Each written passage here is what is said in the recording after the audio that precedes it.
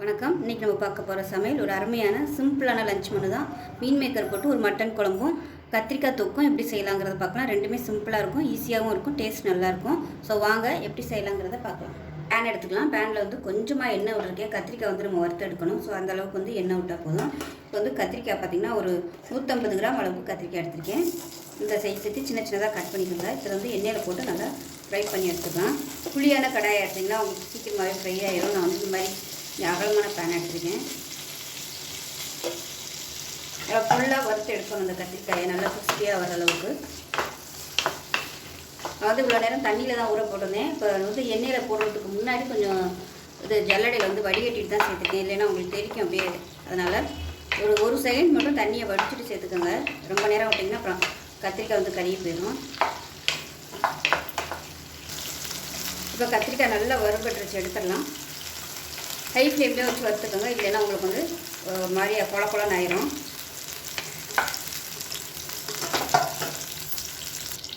இப்போ அதே எண்ணெயில் 1 டீஸ்பூன் கடுகு சேர்த்துக்கலாம், 1 டீஸ்பூன் சீரகம் சேர்த்துக்கலாம், கொஞ்சமாக சோம்பு சேர்த்துக்கோங்க. சோம்பு ஃப்ளேவர் பிடிக்கும்னா சேர்த்துக்கோங்க. எனக்கு வந்து அந்த ஃப்ளேவர் பிடிக்குங்கிறதுனால நான் சேர்த்துருக்கேன். இப்போ கொஞ்சமாக கருவேப்பிலை சேர்த்துக்கலாம். இப்போ இது எல்லாமே நல்லா பொடியாக கட் பண்ண வெங்காயம் வந்து நல்லா ஒரு கைப்பிடி அளவுக்கு சேர்த்துக்கலாம். அதோட ஒரு 3 பல் பூண்டு வந்து பெரிய பல்லாக இருந்ததுனால 3 பல் எடுத்துருக்கேன். சின்னதாக இருந்தால் ஒரு 6 பல் எடுத்துக்கோங்க. அதையும் பொடியாக கட் பண்ணி வச்சுருக்கேன். அதையும் சேர்த்து எல்லாத்தையும் நல்லா வதக்கி வச்சுக்கலாம்.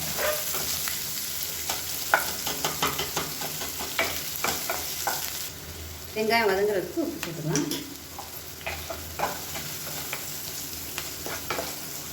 வெங்காயம் நல்லா வதங்கிடுச்சு. இதில் 1 டேபிள் ஸ்பூன் அளவுக்கு மிளகாத்தூள் சேர்த்துக்கலாம், 1/4 டேபிள் ஸ்பூன் மஞ்சள்தூள், 1/2 டேபிள் ஸ்பூன் தனியாத்தூள், அதே மாதிரி 1/2 டேபிள் ஸ்பூன் வீட்டில் அரைச்சி வச்சுருக்க சாம்பார் தூள் கொஞ்சமாக சேர்த்துக்கலாம்.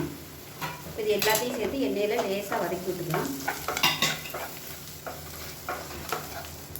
நல்லா வதங்கினதும் நல்லா ஒரு பெரிய தக்காளியாக ஒரு தக்காளி மிக்சியில் அடித்து வச்சுருக்கேன், அதையும் சேர்த்துக்கலாம். இது நல்லா எண்ணெய் பிரிஞ்சு வரட்டும். இப்போ தக்காளி நல்லா வதங்கி எண்ணெய் பிரிய ஆரம்பிச்சிருச்சு. இதில் வந்து நல்லா இப்போ 1 டம்ளர் அளவுக்கு தண்ணி சேர்த்துக்கலாம். நல்லா சுடு தண்ணியாக சேர்த்துக்கோங்க. இது நல்லா கலந்து விட்டுட்டு கொஞ்சம் கொதிக்க ஆரம்பிக்கட்டும். கொதிக்க ஆரம்பிக்கையில் நம்ம கத்திரிக்காயை சேர்த்துக்கலாம். இப்போ இது கொதிக்க ஆரம்பிச்சிருச்சு. நம்ம வறுத்து வச்சுருந்த கத்திரிக்காயை சேர்த்துக்கலாம். சேர்த்து கலந்து விட்டு உப்பு சேர்த்துக்கலாம். உப்பு வந்து ஒரு 1/4 டேபிள் ஸ்பூன் சேர்த்தேன். உப்பு வந்து அரை உப்பாகவே சேர்த்துக்கலாம். ஏன்னா இது தொக்கா வைக்கிறதுனால இப்போவே உப்பு நிறையா சேர்த்துட்டோம்னா ரொம்ப உப்பு கச்சி போகும். அதனால் அரை உப்பாக சேர்த்துட்டு வற்றி வந்ததுக்கப்புறமா லாஸ்ட்டாக உப்பு சேர்த்துக்கலாம். இப்போ நல்லா கொதித்து வற்றி வரட்டும். நீங்கள் வந்து குழம்பா யூஸ் பண்ணுறதுனாலும் கொஞ்சம் நேரம் நல்லா கொதிக்க விட்டுட்டு இறக்கிக்கலாம். நான் வந்து நல்லா அப்படியே தொக்கு மாதிரி வைக்கிறதுனால கொஞ்சம் நல்லா கொதிக்க விட போகிறேன். இப்போ நல்லா கொதிக்குது. இந்த ஸ்டேஜில் அடுப்பு குறைச்சி வச்சுட்டு மூடி வச்சிடலாம்.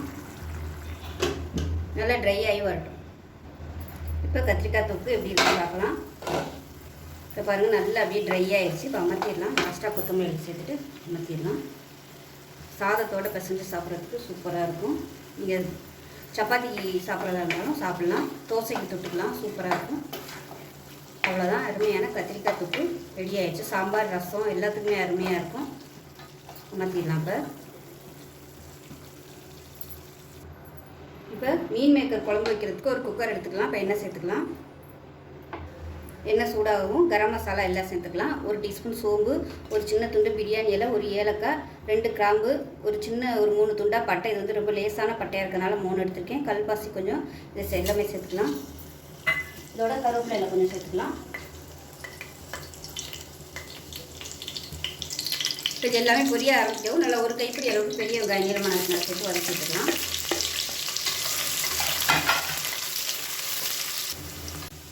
இப்போ வெங்காயம் நல்லா வதங்கிடுச்சு. இப்போ இதில் பார்த்தீங்கன்னா ஒரு 10 சின்ன வெங்காயமும் இஞ்சி பூண்டு, அதாவது பூண்டு வந்து ஒரு 5 பீஸு, இஞ்சி வந்து ஒரு 3 பீஸ் போட்டு நல்லா நைஸாக அரைச்சி வச்சுருக்கேன்.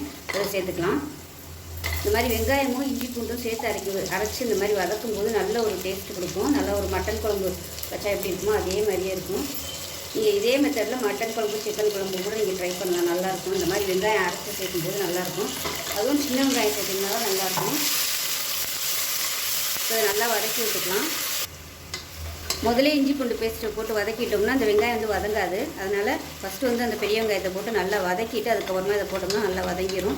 இது பச்சை வாசனை போக வதங்கட்டு கலரும் நல்லா சேஞ்ச் ஆகி வரணும். அந்தளவுக்கு வதக்கி விட்டுக்கலாம். இப்போ இஞ்சி பூண்டு பேஸ்ட்டு போட்டு நல்லா வதங்கிடுச்சு. நல்லா அப்படியே எண்ணெயெல்லாம் பிரிய ஆரம்பிச்சிருச்சு பாருங்கள். இந்த ஸ்டேஜில் வீட்டில் அரைச்சி வச்சுருக்க குழம்பு தூள் நீங்கள் வந்து எது யூஸ் பண்ணுறீங்களோ அதை சேர்த்துக்கோங்க. நான் வந்து ஒரு 4 ஸ்பூன் வந்து சேர்த்துருக்கேன். குழம்பு எவ்வளோ தேவையோ நீங்கள் அதுக்கு தகுந்த மாதிரி சேர்த்துக்கோங்க. 2 ஸ்பூன் மிளகாத்தூள் சேர்க்குறேன். காரத்தை பொறுத்து கூடவோ குறைச்சோ நீங்கள் சேர்த்துக்கோங்க. இது நல்லா அந்த எண்ணெயில் வந்து லேசாக ஒரு பரட்டி விட்டுக்கலாம். இந்த மாதிரி எண்ணெயில் போட்டு பரட்டையில் குழம்பு நல்லா டேஸ்ட்டாக வரும். இப்போ பாருங்கள் நல்லா சுருண்டு வந்துருச்சு. இந்த ஸ்டேஜில் நல்லா ஒரு பெரிய தக்காளியாக 2 தக்காளி மிக்சியில் அடித்து வச்சுருக்கேன். அதையும் சேர்த்து நல்லா வதக்கி விட்டுக்கலாம். இந்த மாதிரி பொடி சீக்கிரம் அடுப்பு மீடியமாக வச்சுக்கோங்க. இந்த தக்காளியை சேர்த்துக்கலாம். சேர்த்துட்டு நல்லா அப்படியே எண்ணெய் பிரிஞ்சு வரணும். அந்த அளவுக்கு கொதிக்க விட்டுக்கோங்க. பக்கத்தில் வந்து தண்ணி காய வச்சுக்கோங்க. இது வந்து எண்ணெய் பிரிஞ்சு வர்றதுக்கும் தண்ணி காயறதுக்கும் கரெக்டாக இருக்கும். நான் ஆல்ரெடி தண்ணி காய வச்சுருக்கேன். சூடாகிட்டுருக்கு. இது வந்து நல்லா எண்ணெய் பிரிஞ்சு வரட்டும். இந்த தக்காளியோட பச்சை வாசம் போகணும். இப்போ இது எண்ணெய் பிரிஞ்சு வரட்டும். இதில் பார்த்தீங்கன்னா சோயா சங்க்ஸ், அதாவது மீல் மேக்கர் வந்து சுடு தண்ணியில் ஊற போட்டு உப்பு போட்டு ஊற வச்சு நல்லா 2-3 தடவை அலசிட்டு தண்ணியை புழிஞ்சிட்டு எடுத்து வச்சுருக்கிறேன். இது வந்து தனியாக இருக்கட்டும். இப்போ தக்காளி நல்லா வதங்கி இப்படி நல்லா அப்படியே தொக்கு மாதிரி வந்துடுச்சு. இந்த ஸ்டேஜில் நம்ம சுடு தண்ணியில் போட்டு வச்சுருந்த சோயா சங்க்ஸை சேர்த்துக்கலாம். சேர்த்துட்டு இந்த மசாலாவில் அப்படியே பரட்டி விட்டுக்கலாம். கொஞ்சம் நேரம் இந்த மசாலாவில் அப்படியே இருக்கட்டும். அப்போ அந்த மசாலா எல்லாமே அதில் வந்து ஊறி வரும். உப்பு வந்து வேக வைக்கல போட்டிருக்கேன். நம்ம பார்த்துட்டு உப்பு சேர்த்துக்கலாம். இப்போ பாருங்கள் மசாலா எல்லாமே நல்லா வதங்கிடுச்சு. இதில் தண்ணி சேர்த்துக்கலாம். குழம்புக்கு தேவையான அளவு தண்ணி சேர்த்துக்கோங்க. சுடு தண்ணியை நான் வந்து நல்லா சூடு பண்ணிட்டு தான் சேர்த்துருக்கேன். இப்போ இது வந்து கொதிக்க ஆரம்பிக்குது. இப்போ இந்த ஸ்டேஜில் பார்த்தீங்கன்னா ஒரு 4 ஸ்பூன் துருவன தேங்காய், ஒரு 5 முந்திரி பருப்பு, 1/4 டீஸ்பூன் சோம்பு, 1/4 டீஸ்பூன் கசகசா எல்லாத்தையும் சேர்த்துருக்கேன். இது தண்ணி ஊற்றி நல்லா நைஸாக அரைச்சிட்டு பார்க்கலாம். இப்போ நல்லா கொதிச்சுட்டு இருக்கு. நம்ம அரைச்சி வச்சுருந்த அந்த தேங்காய் பேஸ்ட்டை சேர்த்துக்கலாம். இதில் கொஞ்சமாக தண்ணி ஊற்றிக்கலாம். தண்ணி வந்து ரொம்ப ஊற்றிட வேணாம். இந்த குழம்பு எப்போயுமே கொஞ்சம் தண்ணி விட்டு தான் வரும். ஏன்னா அந்த சோயா சங்க்ஸில் உள்ள தண்ணி எல்லாமே சேர்ந்து கொஞ்சம் தண்ணியாக தான் வரும். அதனால் வைக்கையிலே வந்து நல்லா கெட்டியாக வச்சுக்கோங்க. அதுக்காக தான் அந்த முந்திரி பருப்பு இதெல்லாம் சேர்க்கையில் கொஞ்சம் நல்லா அப்படியே ஒன்றும் சேர்ந்தாப்பில் வரும். வந்து குக்கரை மூடி வச்சிடலாம். உப்பு பார்த்துட்டு உப்பு சேர்த்துக்கலாம். கொஞ்சமாக உப்பு சேர்த்துக்கலாம். மேலாப்பில் கொத்தமல்லி சேர்த்துடலாம்.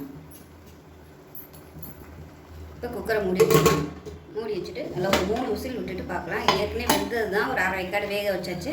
அதனால் 3 விசில் விட்டால் மட்டும் போதும். இப்போ குழம்பு எப்படி இருக்குன்னு பார்க்கலாம். நல்லா ஸ்டீம்லாம் போயிடுச்சு பாருங்கள். நல்லா அருமையாக வந்துருச்சு. நல்ல ஒரு மட்டன் குழம்பு மாதிரியே சூப்பராக நல்லா கமகமான வாசனையாக இருக்குது. கரெக்டான அளவில் இருக்குது. ரொம்ப அப்படியே தண்ணியாக இல்லை. இட்லி, தோசை, சப்பாத்தி, சாதம் எல்லாத்துக்குமே அருமையாக இருக்கும். இடியாப்பத்துக்கெலாம் கூட இது மாதிரி நம்ம குழம்பு வச்சு சாப்பிட்டோம்னா சூப்பராக இருக்கும். சால்னா மாதிரியே இருக்கும். ஸோ நான் வந்து இன்றைக்கி மீன் மேக்கர் வந்து முழுசாகவே போட்டிருக்கேன். விருப்பம் இருந்தால் நீங்கள் வந்து இதை 2ஆக நறுக்கியும் போட்டுக்கலாம். இல்லைனா சின்ன சோயா சங்க்ஸ் இருக்குது பார்த்தீங்களா, அது கூட நீங்கள் சேர்த்துக்கலாம். டேஸ்ட் நல்லாயிருக்கும். ஸோ என்ன குழம்பு வைக்கிறதுன்னு தெரியாமல் இருக்கையில் இது மாதிரி நீங்கள் குழம்பு வச்சு பிள்ளைகளுக்கு செஞ்சு கொடுங்க. மட்டன் குழம்பு மாதிரியே இருக்கும். ரொம்பவும் ஹெல்த்தியாக இருக்கும். அவ்வளோதான். இப்போ சூப்பரான மீல் மேக்கர் குழம்பு ரெடி ஆயிடுச்சு. இப்போ பார்த்திங்கன்னா சுட சுட சாதமும் ரெடி ஆயிடுச்சு. இந்த குழம்பு ஊற்றி சாப்பிட்டு பார்த்திங்கன்னா அவ்வளோ அட்டகாசமாக இருக்கும். ஒரு மட்டன் குழம்பு சாப்பிட்ற ஃபீல் கிடைக்கும். இதுக்கு பார்த்திங்கன்னா சைடிஷு கத்திரிக்காய் தொக்கு. ஸோ உங்களுக்கு எது பிடிக்குதோ நீங்கள் அதை வச்சுக்கலாம். ஸோ நான் வந்து இன்றைக்கி வீட்டில் இருந்ததை வச்சு இன்றைக்கி பண்ணியிருக்கேன். இந்த வெறும் தொக்கு மட்டுமே வச்சு நீங்கள் சாதம் வச்சு சாப்பிட்டிங்கன்னா சூப்பராக இருக்கும். சாதத்தை போட்டு பசஞ்சு சாப்பிட்றதுக்கு அருமையாக இருக்கும். ஸோ கண்டிப்பாக செஞ்சு பாருங்கள். ஸோ இந்த 2 ரெசிபியும் செஞ்சு பாருங்கள். செஞ்சு பார்த்துட்டு எப்படி வந்துச்சுங்கிறத சொல்லுங்கள். வீடியோ பிடிச்சிச்சுன்னா லைக் பண்ணுங்கள், கமெண்ட் பண்ணுங்கள், சேனலை சப்ஸ்கிரைப் பண்ணுங்கள், பக்கத்தில் உள்ள பெல் பட்டனையும் ப்ரெஸ் பண்ணுங்கள். நன்றி.